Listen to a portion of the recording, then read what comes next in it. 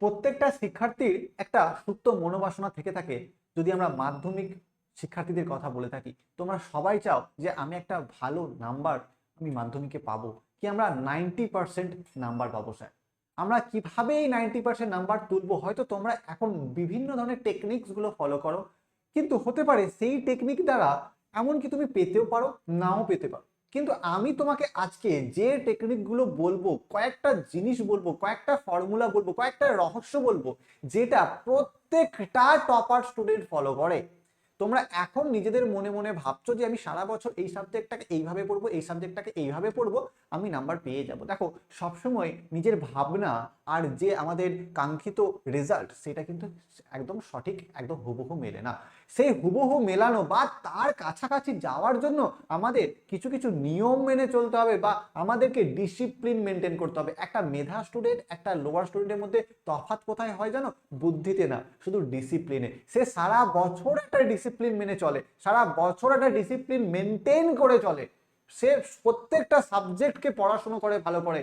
সেই ব্যাপারটা তোমার নিজেদের মধ্যেও আনতে হবে। এবং কয়েকটা জিনিস, বেশি সময় নেবো না, কয়েকটা জিনিস আমি তোমাদেরকে বলবো, এই কয়েকটা জিনিস তোমরা মেনে চলো, 1 মাসের মধ্যে তুমি কিন্তু রেজাল্ট পাবে। তারপরে এই ভিডিওতে এসে তুমি কমেন্ট করে জানাবে স্যার আমি রেজাল্ট পেয়েছি, এবং তোমাকে রেজাল্ট পেতেই হবে। আমি শিওর, এবং মানে 100% 1000% শিওর দিয়ে বলছি, রেজাল্ট তোমাকে পেতেই হবে। এবার দেখো, এটা মিড সিজন চলছে, আর কয়েকটা দিন তোমাদের টেস্ট পরীক্ষা, তারপর মাধ্যমিক পরীক্ষা। স্যার এখন থেকে পড়লে কি আমি পারবো? হ্যাঁ পারবে, এখন থেকে পড়লেও পারবে। জাস্ট একবার ফলো করে দেখো, 1 মাস ফলো করো, তোমার কাছে রেজাল্ট এমনি এমনি হাজির হয়ে যাবে। কি করতে হবে? 90% স্কোর করার জন্য একটা রোড ম্যাপ আমি তোমাদেরকে বলে দিচ্ছি, এইটা একটু মেনে চলো। যদি পুরোটা নাও মানতে পারে, এর 90% তুমি মানো, দেখবে তাতেও তুমি রেজাল্ট পেয়ে যাবে। কি করতে হবে ভালো করে বুঝবে। দেখো, একটা একটা করে টপিক ধরছি। প্রথমে নিজের টার্গেট ফিক্স করতে হবে। এমন নয় যে আমি 90% স্কোর করবো, এইটা তোমার টার্গেট নয়। আমি প্রত্যেকটা বিষয়ে কত করে নাম্বার আনবো, এইটাকে ফিক্সড করতে হবে। যেমন দেখো, অনেকে অঙ্ক কঠিন লাগে, তো অঙ্কতে যদি তোমার নাম্বার কমে, তোমাকে জীবন বিজ্ঞানের নাম্বারটাকে বাড়াতে হবে। তাহলে তোমাকে জীবন বিজ্ঞানের টার্গেটটাকে হাই করতে হবে, ম্যাথের টার্গেটটাকে একটু লো করতে হবে। তাহলে এরভাবে একটা ব্যালেন্স তৈরি করতে হবে। তাহলে প্রত্যেকটা সাবজেক্ট ওয়াইজ তোমাকে একটা লক্ষ্য স্থির করতে হবে। তারপরে দেখো, প্রথম থেকে যখন তোমাদের ক্লাসগুলো হয়ে যেত, তখন থেকে মনোযোগ দিতে হতো, কিন্তু এখন মিড সিজন, এখন যতগুলো তোমার ব্যাক ক্লাসেস আছে, সেগুলোকে বসে বসে বসে বসে প্র্যাকটিস করো এবং সেগুলো কমপ্লিট করো।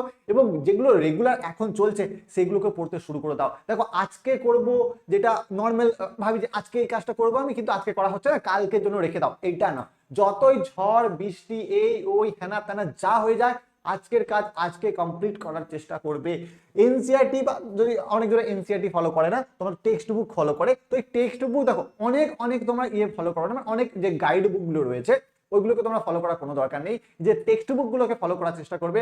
তার সাথে সাথে যে রায় মার্টিনের ভলিউম 2 বইটা রয়েছে, গত 5-10 বছর যে আমাদের এক্সামের যে কোয়েশ্চেন গুলো এসেছে, সেটা দেওয়ার চেষ্টা করে ওখানে। তো সেইগুলোকে প্র্যাকটিস করবে, প্যাটার্ন বুঝতে পারবে, কোন টাইপের কোয়েশ্চেন আছে, টপিক বুঝতে পারবে, এই টপিক থেকে কোয়েশ্চেন আসছে, সেই রকম ভাবে তোমাকে নিজেকে তৈরি করতে হবে। দেখো, এই 3টে জিনিসের পরে তোমাকে যে জিনিসটা করতে হবে, সেটা হচ্ছে, দেখো এখানে যে তোমার নর্মাল যে গঠন কৌশল, সেটা তোমাকে জানতে হবে। যে একটা চ্যাপ্টার আমাকে বারবার পড়তে হবে। কি বললাম? যে একটা চ্যাপ্টার তোমাকে এখানে বারবার কিন্তু পড়তে হতে পারে, ঠিক আছে? একটা চ্যাপ্টার তোমাকে বারবার পড়তে হবে। যে নর্মাল জিনিস দেখো এখানে, যে ফার্স্টে রিডিং করতে হবে, সেকেন্ডে দ্বিতীয়বার পড়তে হবে, তারপরে থার্ডে একবার নিজের ভাষায় নোট তৈরি করতে হবে। তুমি একবার পড়ে নিলে, তারপর নিজে নিজে বুঝে নিলে, তারপর নিজের ভাষাতে একবার নোট করে নিলে। সেটা জীবন বিজ্ঞান, ভৌত বিজ্ঞান, সেখানে ইতিহাস, ভূগোল, যাই হোক না কেন, একবার পড়বে, বুঝবে, নিজের ভাষাতে একবার করে নোট তৈরি করে নেবে। তারপর তুমি কি করবে? দেখো, প্রতিদিন 30 মিনিট করে রিভাইজ করবে। যে যে নতুন জিনিসগুলো তোমাদের রয়েছে, সেগুলো কিন্তু প্রত্যেকদিন রিভাইজ করতে হবে তোমাকে। ধরো আজকে কোনো একটা নতুন জিনিস শিখে নিলে, তো প্রত্যেকটা সাবজেক্টের কিছু কিছু নতুন তোমার শেখা হচ্ছে প্রত্যেকদিন প্রতিনিয়ত, সেগুলোকে একবার করে রিভিশন করবে। তুমি যদি রিভিশন না করো, তুমি সাইকেল চালাচ্ছ, রিভিশন করবে। তুমি খেলতে যাচ্ছ, তোমার মাথা মাথায় একটা করবে যে আমি এটা পড়েছি, এটা মাথা মাথায় আমি রিভিশন করি। তো এইগুলো তোমার রিভিশন করবে। আচ্ছা, এই দেখো, আজকে পড়লে কালকে 10 মিনিট রিভিশন করবে, আবার 7 দিন পর আবার রিভিশন করবে, আবার 1 মাস পর রিভিশন করবে। এটা একটা গোল্ডেন রুল বলা হয়, ভালো করে মনে রাখবে। এটা একটা গোল্ডেন রুল বলা হয়, যে আজকে তুমি যা পড়েছো, কালকে তুমি আবার 10 মিনিট সেটা রিভিশন করবে, আবার 7 দিন পর আবার সেটা রিভিশন করবে, আবার তুমি 3 মাস পর রিভিশন করবে। আর একটা রুলস হয় 137, আজকে যেটা তুমি পড়েছো, তুমি 3 দিন পর সেটা আবার রিভিশন করবে, 7 দিন পর আবার সেটাকে রিভিশন করবে। এরকম ভাবে পড়ার টেকনিক আছে, প্রত্যেকটা সাবজেক্টের কথা বলছি আমি। তারপর ম্যাথামেটিক্সে তুমি কিভাবে 95+ মার্কস পেতে পারো। দেখো, 15 থেকে 20টি প্রবলেম সলভ করতে হবে প্রতিদিন কমপক্ষে। প্রতিদিন তোমাকে দেখো 10টা থেকে 15টা, যদি 20টা নাও করতে পারো 10টা থেকে 15টা তোমাকে প্রবলেম সলভ করতে হবে। সিমিলার প্রবলেম বারবার প্র্যাকটিস করতে হবে, যাতে তুমি সেই সিমিলার প্রবলেম এক্সামে চলে তুমি আটকে যাতে না যাও। অনেকজন ফর্মুলা পেতে বা ম্যাথে ভয় পায়, ভৌত বিজ্ঞানে ভয় পায়, তো সেই জায়গায় দাঁড়িয়ে বলছি তোমাকে প্রত্যেক দিন প্র্যাকটিস করতে হবে। দেখো ভুল খাতা একটা নোটবুক যদি তুমি তৈরি করতে পারো যে এই সিমিলার টাইপসগুলোর অঙ্কতে আমাদের ভুল হচ্ছে, আমাকে এই সিমিলার টাইপসটা বারবার করতে হবে, তো একটা খাতাতে সেরকম টাইপসগুলোকে তুমি লিখে রেখে দিলে, এটাও তুমি খুব সুন্দরভাবে করতে পারো।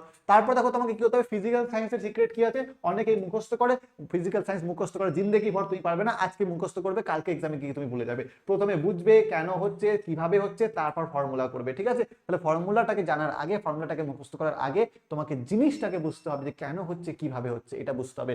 লাইফ সায়েন্সে কিভাবে তুমি করবে, জীবন বিজ্ঞানের নম্বর তুলতে গুরুত্বপূর্ণ, প্রথমে ডায়াগ্রাম আঁকতে তোমাকে শিখতে হবে। প্রত্যেকটা যে জিনিসগুলো তুমি পড়ছো সবগুলোকে তোমাকে ডায়াগ্রাম আঁকতে হবে, ফ্লো চার্টের মাধ্যমে নিজের খাতাতে বুঝতে হবে প্রত্যেকটা টপিক, যে সালোক সংশ্লেষ কিভাবে হচ্ছে, আমাদের রক্ততঞ্চন কিভাবে হচ্ছে, আমাদের এক একটা যে টপিকগুলো আছে ক্লাস 10-এর ফটোন্যাস্টিক চলন, এই ন্যাস্টিক, হ্যানা ত্যানা, বিভিন্ন ধরনের যে চলনগুলো রয়েছে, সেই চলনগুলো তোমার, আমি প্রত্যেকটা টপিকের কথা বলছি, একটা টপিক দিয়ে তোমাকে এক্সাম্পল দেওয়ার চেষ্টা করছি। তো সেই জায়গায় দাঁড়িয়ে তোমাকে কিন্তু প্রত্যেকটা টপিকে একটা ফ্লো চার্ট, ডায়াগ্রাম, এগুলোতে নাম্বার তুলবে, মানে এগুলোকে প্র্যাকটিস করতে হবে। তার কারণ এগুলো তোমাকে নাম্বার তুলে দেবে। তার কারণ তুমি ধরো একটা পরীক্ষাতে কিছু সামথিং কিছু একটা কোয়েশ্চেন এসেছে যে স্নায়ুতন্ত্র কাকে বলে, তুমি একটা নিউরনের ছবি এঁকে দিলে, তোমাকে চাইনি এক্সামে 3 নম্বরের কোয়েশ্চেন, তোমাকে চাইনি তোমার নিউরনের ছবি এঁকে দিলে, তোমাকে কিন্তু নাম্বার এখানে দিয়ে দেবে। ডায়াগ্রামের নাম্বার ক্যারি করে, আর লেবেল ডায়াগ্রাম আঁকতে হয়, লেবেল ডায়াগ্রাম, ঠিক আছে?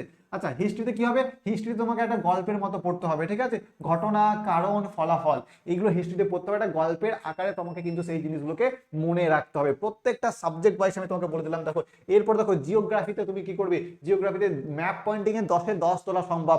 ম্যাপ পয়েন্টিং এর নাম্বার যেন একটাও ভুল না যায়। প্রথমে সহজ সহজ টপিকগুলোকে ম্যাপ পয়েন্টিং এ প্র্যাকটিস করবে, তারপরে তুমি কি করবে, একটু মডারেট যাবে, তারপর তুমি একটু হাই লেভেলে যাবে। কিভাবে যাবে, দেখো ব্যাপার হচ্ছে যে ম্যাপ পয়েন্টিং এর সিটগুলো পাওয়া যায় ইন্ডিয়া ম্যাপে, সেইগুলো কিনে রেখে দেবে 50টা মতো। দেন সেখানে বারবার বারবার প্র্যাকটিস করবে যে এই জায়গাটা এখানে আছে, এই জায়গাটা এখানে আছে, এই জায়গাটা এখানে আছে, এরকম ভাবে প্র্যাকটিস করতে হবে তোমাকে। দেখো ইংলিশ গ্রামারে কি করতে হবে, গ্রামারে যে রাইটিং এ আছে এগুলো কিন্তু বিগত 5 বছরের যে সমাধানগুলো রয়েছে, বিগত 5 বছরের যে কোয়েশ্চেন্স গুলো রয়েছে, সেগুলোকে তোমাকে সলভ করতে হবে, তাহলে ইংলিশের অনেকটা তুমি নাম্বার ক্যারি করতে পারবে। আচ্ছা, কি কি রয়েছে, প্রত্যেকটা টপিকে তোমাকে মক টেস্ট দিতে হবে, প্রত্যেকটা টপিকে তোমাকে কিন্তু কি করতে হবে, যে রিভিশন গুলো রয়েছে সেই রিভিশন ওয়াইজ তোমাকে মক টেস্ট দিতে হবে, তবে তুমি তোমার নিজের জায়গাটা বুঝতে পারবে আমি কোন জায়গাতে দাঁড়িয়ে আছি, কোন জায়গাতে আমাকে উপরে উঠতে হবে। দেখো তারপরে দেখে রাত জেগে, যদি তোমরা রাত জেগে পড়ো যে স্যার আমি 2টো অবধি পড়ছি, না, রাত জেগে পড়া দরকার নাই। তোমাকে শরীরকে 7 থেকে 8 ঘন্টা কি 6 থেকে 7 ঘন্টা তোমাকে ঘুম দিতে হবে। তো অবশ্যই রাত জেগে পড়া না, তুমি সকাল মানে মোটামুটি 10টার সময় করে ঘুমিয়ে পড়ো, দেন তুমি ভোর দিকে ওঠো, সকাল দিকে ওঠো, এক্সারসাইজ করো, তারপর নিজেকে পড়তে বসো তুমি। এটা যে সব থেকে ভালো উপায়, এরকম ভাবে তোমার পড়াটা আরো মনে থাকবে, ঠিক আছে? বুঝাতে পারলাম? তাহলে অনেকেই রাত 2টো অবধি পড়ে, নম্বর এটা ভুল। প্রতিনিয়ত 7 থেকে 8 ঘন্টা বা 6 থেকে 7 ঘন্টা কিন্তু ঘুম না নিলে তোমার মেমোরি কনসেন্ট্রেশন বা মেমোরি পাওয়ার বাড়বে না। এক্সাম হলে কি স্ট্র্যাটেজি, প্রথম 15 মিনিট, প্রথম দেখো এইগুলো কিন্তু একটা টপার মেনটেন করে, প্রথম 15 মিনিটে তোমাকে প্রত্যেকটা কোয়েশ্চেন একদম পড়ে নিতে হবে যে কোনটা সহজ কোয়েশ্চেন, কোনটা মডারেট কোয়েশ্চেন, কোনটা হায়ার কোয়েশ্চেন। তারপরে তুমি ইজি কোয়েশ্চেনগুলোকে আগে ধরবে, মডারেট, তারপর হাই দিবে, প্রথমে হাই কোয়েশ্চেন সলভ করতে যাবে না। তো এটা একটা এক্সাম হলের স্ট্র্যাটেজি রয়েছে। অনেকজন ওই 15 মিনিটে এমসিকিউ সলভ করতে লাগে, সেটাও তুমি করতে পারো। সেটা আমি পরবর্তী কোনো একটা ভিডিওতে তোমাদেরকে জানাবো যে এক্সাম হলে অনেক ধরনের স্ট্র্যাটেজি হয়, যেগুলো মেনে চলে কিন্তু তোমাদের নাম্বার পার্সেন্টেজটা তুমি যত এক্সপেক্ট করছো তার থেকে আরো বেশি হওয়ার সম্ভাবনা থাকে। তারপর দেখো প্রেজেন্টেশন স্কিল, মানে খাতার মধ্যে তুমি কিভাবে নাম্বার বাড়াবে, খাতার মধ্যেও অনেক ট্রিক্স আছে। কি আছে, যে পরিষ্কার হাতে লেখা করবে, মার্জিন টানবে, আন্ডারলাইন করবে, পয়েন্ট ওয়াইজ অ্যান্সার করবে। এমন না যে গল্পের আকারে তুমি সমস্ত কিছু লিখে দিলে, পয়েন্ট ওয়াইজ অ্যান্সার করলে যে খাতা দেখেন তার কিন্তু খুবই সুবিধা হয়, তোমার কিন্তু নাম্বারটা বেশি দিয়ে দেয়। তারপর দেখো হাতে লেখা তোমার যতই কোট ট্যাঙ্ক বগের ট্যাঙ্ক হোক না কেন, তুমি একটু পরিষ্কার লেখার চেষ্টা করবে, একটু লাইন বাই লাইন একটু গ্যাপ দেওয়ার চেষ্টা করবে, এই লাইন থেকে এই লাইনে একটু গ্যাপ দেওয়ার চেষ্টা করবে, তাহলে কিন্তু অনেকটা সুবিধা হয়ে থাকে। তাহলে এই সব জিনিসগুলো ছিল যেগুলোর দ্বারা আমরা কিন্তু বলতে পারি যে মোটামুটি আমরা মাধ্যমিকে এই জিনিসগুলো যদি আমরা একটু ফলো করি, যদি আমরা নর্মাল হালকা ফলো করি, তাহলে কিন্তু আমাদের মাধ্যমিকে একটা ভালো রেজাল্ট করা আমাদের দ্বারা সম্ভব।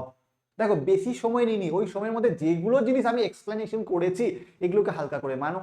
যে তোমাকে ভূগোলে ম্যাপ পয়েন্টিং প্র্যাকটিস করো, ভৌত বিজ্ঞানে জিনিসটাকে বোঝো, ফর্মুলা বারবার লিখে লিখে প্র্যাকটিস করো, অঙ্কগুলো প্র্যাকটিস করবে, রিভিশন করবে, ইংলিশ গ্রামার রাইটিং প্র্যাকটিস করবে বিগত বছর থেকে।